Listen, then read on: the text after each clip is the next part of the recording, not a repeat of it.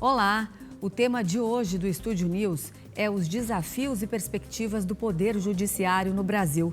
E para conversar com a gente, nós recebemos o desembargador e presidente do Tribunal de Justiça do Estado de Santa Catarina e presidente do Conselho de Presidentes dos Tribunais de Justiça do Brasil, Francisco Oliveira Neto. Olá, seja muito bem-vindo. Obrigado. Obrigado pelo convite. Eu começo perguntando qual a importância do Conselho de Presidentes de Tribunais de Justiça para o fortalecimento do Judiciário. De que forma ele atua, desembargador? Veja, o Conselho de Presidentes do Tribunal de Justiça, ele é um somatório dos presidentes de tribunais de justiça que exercem função de gestão. Nós não somos uma associação, nós somos um grupo de gestores que tem sob sua responsabilidade pouco mais de 80 milhões de processos que tramitam na Justiça Estadual. É bom lembrar que a Justiça Estadual é um dos segmentos de justiça mais do dia a dia das pessoas. Nós cuidamos de todos os tipos de delitos, nós cuidamos dos conflitos familiares, dos conflitos fundiários, das questões contratuais, de modo que a gestão dessa estrutura está a cargo dos presidentes. E o CONCEPRE, que é esse conselho, procura unificar as políticas públicas nesse tema. 80 milhões de processos é coisa, hein? É um número elevado, mas é importante dizer também que isso significa, não, claro, há uma alta litigiosidade, que nós podemos conversar sobre isso e devemos, mas há também uma grande confiança no judiciário. As pessoas procuram o judiciário não é porque desconfiam do judiciário, é porque confiam no poder judiciário. E esse é um dado significativo para nós. Isso é muito bom. Agora, quais serão as principais pautas da sua gestão à frente do CONCEPRE? Veja, o CONCEPRE, como o CONCEPRE ele reúne todos esses gestores, os 27 presidentes de tribunais de justiça dos estados e do Distrito Federal, o CONCEPRE ele olha, obviamente, para aquilo que são as questões nacionais, sem desconsiderar as questões regionais. Os problemas que a justiça do Pará, do Amazonas, do Rio Grande do Sul, de Santa Catarina enfrenta, em alguma medida são os mesmos. Em outras partes, existem questões locais que têm que ser observadas. Por exemplo, o tipo de conflito fundiário no norte do país é diferente do tipo de conflito fundiário que existe no sul do país.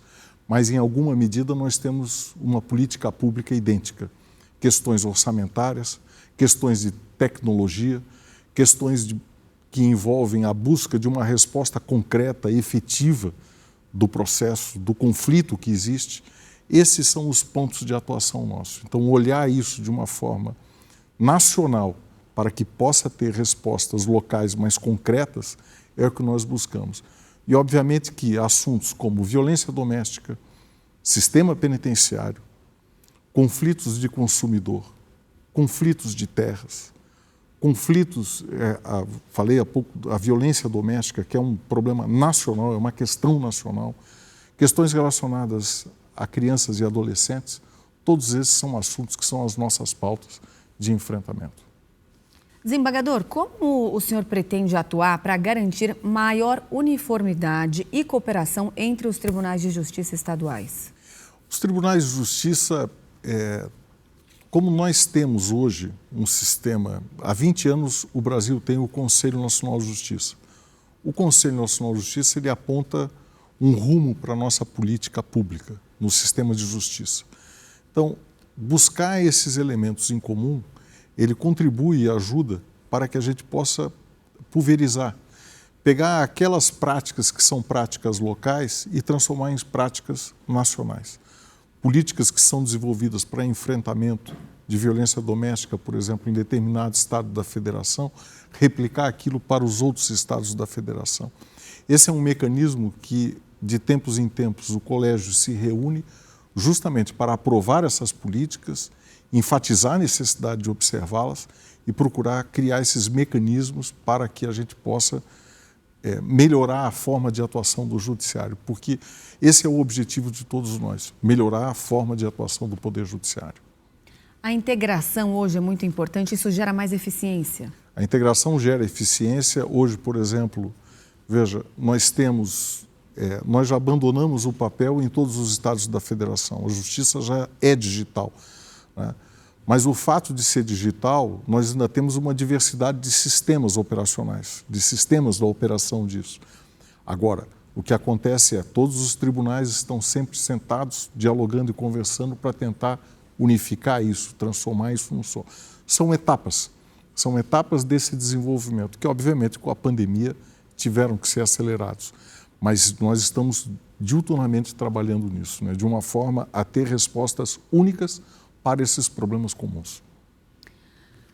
Morosidade processual é uma realidade no Brasil já há bastante tempo, por isso eu pergunto para o senhor como melhorar a eficiência do judiciário. Essa é uma missão possível nos dias de hoje? É possível, é algo que preocupa a todos, né?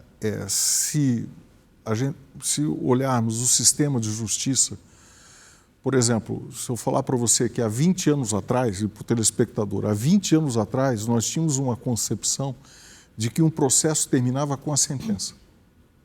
De 20 anos para cá, tecnicamente, nós superamos isso. O processo não termina com a sentença do juiz. O processo termina quando o bem da vida disputado vem para a pessoa que ganhou. Ou seja, o fim do processo não é quando dizem, me permita o exemplo, que você me deve, ou vou melhorar, que eu te devo. É quando eu te pago. Aí sim é que termina o conflito. Deslocar isso, a compreensão de quando que é o final do processo, nos faz lembrar que um final do processo, então, ele acaba unicamente quando o bem da vida vem para a pessoa, ou seja, quando o conflito se resolve. Não adianta haver um pronunciamento judicial e o conflito não terminar. Nós precisamos atuar no fim do conflito. A questão da morosidade, ela tem que ser enfrentada, como vem sendo enfrentada, com tecnologia, com avanço técnico, do ponto de vista do direito processual, da forma de tramitar os processos, tem que ser enfrentada com qualificação, tem que ser enfrentada com outra coisa muito importante que está acontecendo, a unificação das matérias. Vejam, é preferível que eu tenha um juiz que entenda de absolutamente tudo relacionado a direito do consumidor e outro que entenda absolutamente tudo de contratos de locação. E só ele enfrente aquela matéria, ou um grupo de juízes enfrente aquela matéria. E hoje nós estamos atuando dessa forma. Nós atuamos hoje com estadualização de matérias. Então, por exemplo, em Santa Catarina, vou pegar o exemplo do estado onde eu sou o presidente, nós temos a matéria bancária. A matéria bancária do estado inteiro é enfrentada por 20 juízes. Isso agiliza, né? Então, com isso a gente consegue. Agora, claro, sempre nós temos que estar em busca, né, dessa acabar com a cultura da morosidade como se fosse uma coisa positiva. Não é. Em nenhum momento se pensou isso. Nós queremos sempre aprimorar o nosso serviço. Agora, as fake news, não tem como a gente passar aqui a nossa conversa sem falar sobre elas. Elas já são uma realidade também, fazem parte do nosso dia a dia em seus mais diferentes aspectos aí. Como o judiciário se posiciona nesse combate à desinformação, de lidar com essas notícias falsas sobre o sistema de justiça? Bom, esse é um tema que ele ganhou uma repercussão muito grande no Brasil, no sistema eleitoral, pela atuação da justiça eleitoral, pelo que representou isso dentro do sistema eleitoral.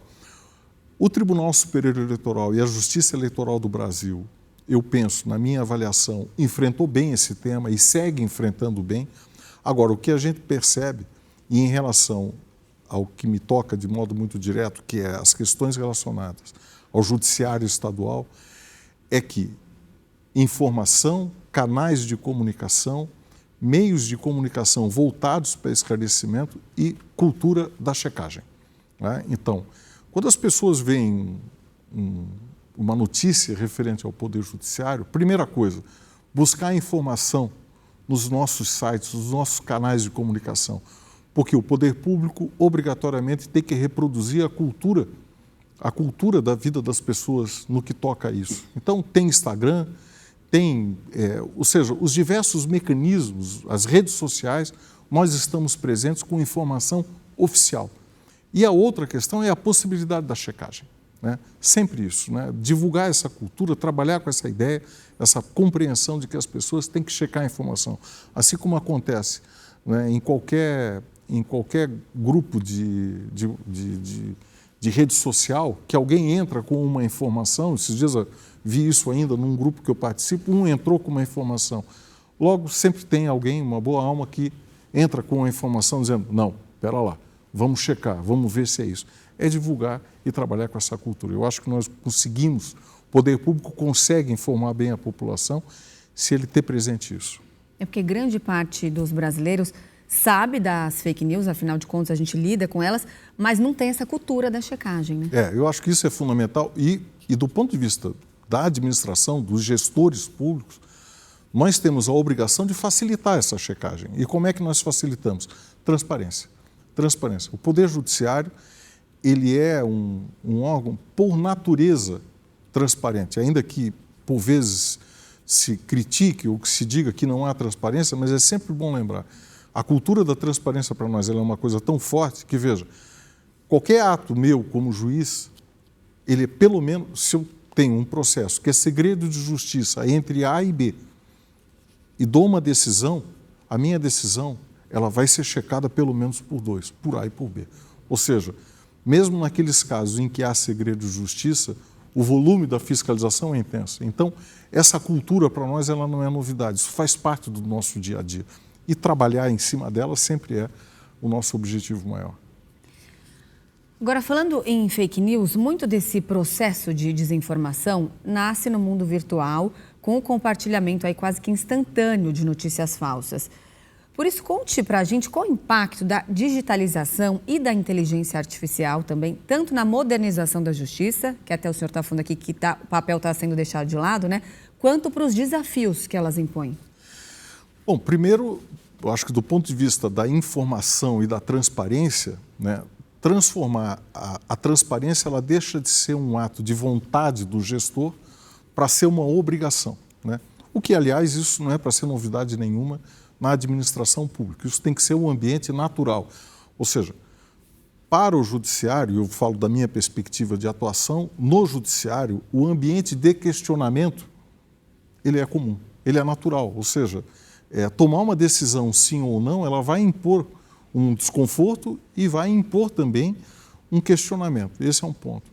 Inteligência artificial, tecnologia no judiciário são situações que nós estamos já há alguns anos já avançando em relação a isso e, obviamente, pela pandemia nós tivemos uma velocidade maior, mas é fato que inteligência artificial, para nós, ela funciona, por exemplo, nas etapas processuais. O processo, e como diz o próprio nome, são etapas. Essas etapas elas podem ser vencidas de modo automático, né? A questão relacionada ao uso das tecnologias, seja para redação de decisões, seja para transmissão de depoimentos, realização de atos processuais, sem precisar deslocar, por exemplo, o preso do sistema penitenciário, que ele é obrigado a deslocar até um determinado ambiente, ele pode dar o depoimento dele de onde ele está com segurança a todos. São situações que para nós elas já estão presentes já há algum tempo. Agora, inteligência artificial, por exemplo, não só nessas etapas do processo, mas também, obviamente, na redação. E na redação dos atos processuais, que os nossos atos eles têm que ser documentados, na redação dos atos, nunca dispensando que uma pessoa vai assinar aquilo. E ele é que é o responsável por aquilo, né? Ou seja, nós não vamos nunca poder, e não há nem como fazer isso, terceirizar uma máquina a realização do nosso processo de trabalho. Eu gosto de uma expressão que eu ouvi há um tempo atrás, de um dos diretores lá do Tribunal de Justiça falando sobre inteligência artificial, em que ele diz o seguinte: de redator passa-se a ser editor. Ou seja, a elaboração dos atos processuais, ele até pode, o somatório das palavras aparecerem de um modo automático, mas no final do dia, alguém vai ter que assinar e assumir a responsabilidade pelo ato. Desembargador, quais medidas podem ser adotadas para ampliar o acesso à justiça para os mais vulneráveis? Essa é uma questão importantíssima. O Judiciário sempre se preocupou com esse assunto, especialmente depois da Constituição de 88, foi uma preocupação importante nacional, né? Quando se fala em acesso à justiça, isso envolve mais do que o acesso ao Poder Judiciário em si.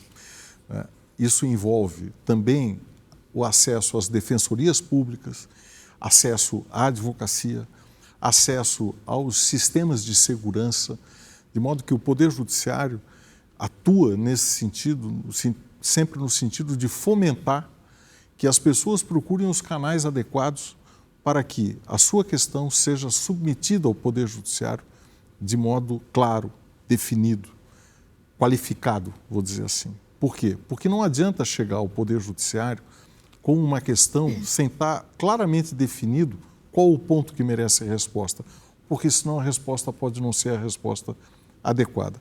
O Brasil avançou muito com a organização das defensorias públicas nos estados, Defensoria Pública da União, a organização do Ministério Público dos estados, o Ministério Público da União, de modo a que todas as vezes que a pessoa tem alguma questão que ela entende que deve ser submetida ao Poder Judiciário, ela tenha os canais de comunicação de acesso a isso. Veja que o Brasil tem uma legislação muito permissiva em relação a não cobrar despesas processuais, custas, que é tributo, em causas até 40 salários mínimos, em causas que são questões do dia a dia das pessoas. De modo que isso tudo está dentro de uma grande ação em que lembrar as pessoas que a melhor maneira de buscar a solução da sua questão não é resolvendo na rua, não é na briga, não é na disputa, é dentro do Poder Judiciário. Mas para isso ela precisa desses mecanismos de acesso, no qual nós fortemente trabalhamos. São esses, então, que eu ia te perguntar os caminhos para fortalecer a justiça gratuita e a defensoria pública. O senhor nos explicou muito bem, os caminhos são esses daí. Quem está nos assistindo e às vezes precisa resolver determinada questão, mas não tem como pagar pelos serviços de um advogado, procurar a defensoria pública através desses canais. Procurar a defensoria pública, procurar o Ministério Público. Não há nenhum problema no Estado brasileiro em que você tenha mais de um mecanismo para resolver o mesmo problema. Eles não acontecem em repetição. O que vai acontecer é que procurou a Defensoria Pública, procurou um advogado privado que aceitou fazer aquilo, em algum momento vai ficar um só. Vai ser um só que vai atender. E outra questão importante também que eu acho, que é colocar nisso a compreensão de que nós temos outras estruturas que ajudam. Nós temos os cartórios extrajudiciais, inventários, divórcios, podem ser resolvidos nos cartórios extrajudiciais, que são pessoas altamente qualificadas, que prestam serviços. Nós temos canais dentro, por exemplo, as questões relacionadas ao sistema do consumidor, nós temos o consumidor.gov, nós temos outras instâncias que ajudam em alguma medida, não, em muita medida, eles ajudam às vezes, a resolver uma parte do problema. Às vezes fica, por exemplo, as questões relacionadas à família, para ser bem objetivo. Questões relacionadas à disputa da guarda, dos filhos. Aquilo pode ser resolvido numa conversa entre pessoas no próprio bairro, na própria comunidade que ajudam, pode ser resolvidas dentro de um ambiente de confiança, podem ser resolvidas, às vezes, junto à Defensoria Pública, e às vezes elas precisam ser resolvidas por um juiz. Então, o conflito não precisa chegar de imediato ao Poder Judiciário. Isso é uma questão que eu acho que é uma cultura que no Brasil vem se desenvolvendo bem, acho que há essa compreensão, e tudo o caso do sistema previdenciário, eu acho que é outro grande exemplo. Vejam que hoje o órgão, o caso do INSS, por exemplo, no sistema de acidente de trabalho, muito é resolvido ali. Aquilo que realmente, às vezes, não consegue ser resolvido ali, vai para o judiciário e nós resolvemos, procuramos resolver. Muito bem explicado. Agora, já não é de hoje que nós vivemos momentos aí de polarização política, de grupos que têm visões, valores e ideais opostos aí uns dos outros. E esse fenômeno gera muitas consequências, como nós sabemos. Agora, como garantir a independência do judiciário nesse contexto, desembargador? Veja, o judiciário, primeiro, quem exerce o cargo de juiz, exerce dentro de um sistema de proteção que não é um sistema de proteção do juiz, é um sistema de proteção da independência do juiz. Ou seja, o que se quer de um juiz é um juiz equidistante, é um juiz que não esteja apaixonado pela causa, que tem a sua compreensão, porque ele tem vivência, ele tem as suas opiniões, mas na hora de julgar, ou seja, não se espera neutralidade. Neutralidade e imparcialidade são coisas diferentes. De outro lado também, essa questão da polarização política que nós temos, que já teve presente em outros momentos da história, é bem verdade, do ponto de vista do Poder Judiciário, a polarização ela não pode ser entre esquerda e direita. Não, a polarização para nós ela tem que ser olhada no seguinte aspecto: quem quer viver dentro de um Estado democrático de direito, um Estado submetido à Constituição, submetido à legalidade ou fora da legalidade. E esse debate, o Judiciário, ele está dentro daqueles que entendem que, dentro do Estado democrático de direito, é que tem que haver o debate. E dentro do Estado democrático de direito, é natural que pessoas tenham compreensões diversas, porque isso é que faz a democracia. Democracia não é vontade da maioria. Esse é um conceito muito importante. As pessoas confundem, às vezes, e acham que a democracia é a vontade da maioria. Não. A democracia, vontade da maioria, é um dos caminhos da democracia. Mas a democracia pressupõe o respeito ao direito da minoria. Ou seja, existem certas regras do jogo que nós não podemos definitivamente abandonar. O equilíbrio entre os poderes é um pilar fundamental do sistema democrático brasileiro. Executivo, legislativo e judiciário desempenham funções distintas, mas interdependentes, para garantir o funcionamento, claro, adequado do Estado. E no momento em que muito se discute os limites da atuação do STF, por exemplo, como buscar equilíbrio e harmonia institucional entre o judiciário e os outros poderes? Veja, a harmonia, a independência, elas são valores fundamentais da nossa Constituição e do nosso sistema, né? Todos nós sabemos que sem ela o sistema não funciona. A própria concepção da separação, da chamada separação de poderes, ela tem esse fundo, né? Essa base, né? Do ponto de vista do que toca ao Poder Judiciário, né? São valores fundamentais. E em relação a esse aspecto, por exemplo, fala-se que o Supremo Tribunal Federal ele interpreta a Constituição, né? Os outros tribunais interpretam as leis. É importante lembrar que a interpretação é o que dá vida à norma, né? E é o que dá sobrevivência ao texto, porque o texto colocado ali na Constituição, ele é só um texto. Sem o contexto, ele não sobrevive. De modo que o que ele precisa? Ele precisa dos fatos.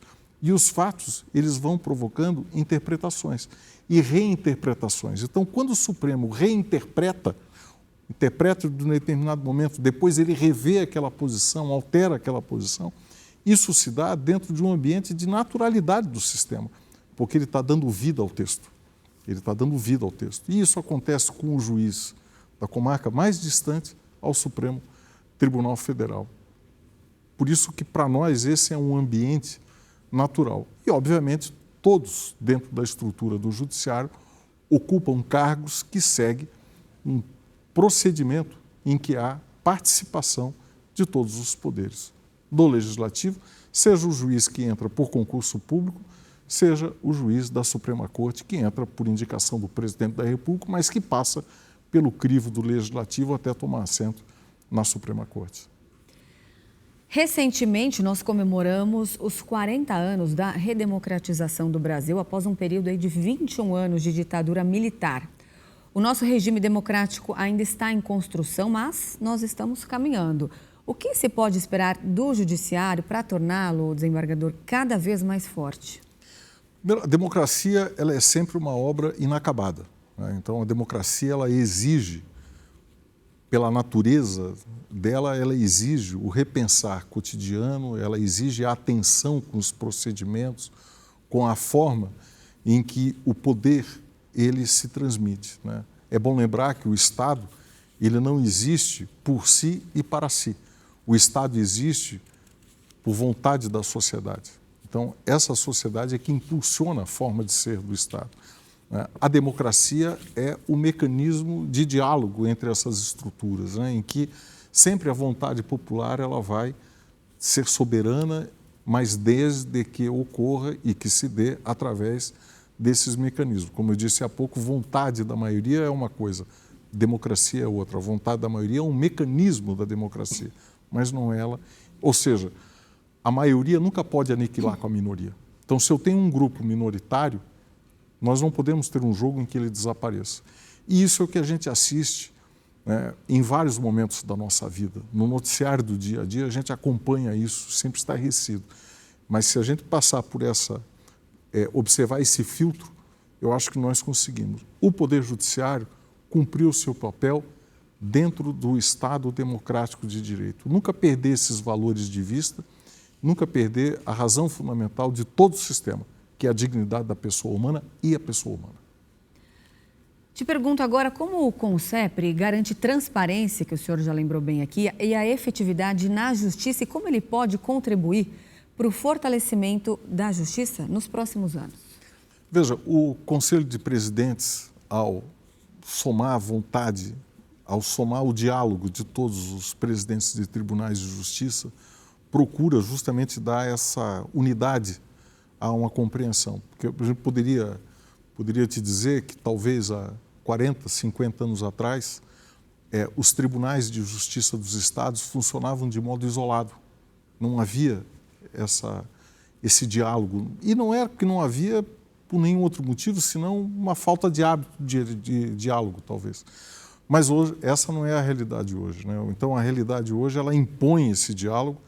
O que o CONSEPRE, no que diz respeito a essa comunicação, a transparência do Poder Judiciário, trabalhar para isso, junto com os tribunais de justiça, para que cada um tenha, e como tem efetivamente, um patamar mínimo e máximo hoje de buscar essa transparência, e também no que diz respeito à efetividade, a compreensão de que a nossa missão é de tornar concretos os direitos. A Constituição de 88, na redemocratização, ela veio como um instrumento da redemocratização, mas essa Carta Constitucional nossa, ela veio com uma marca fundamental.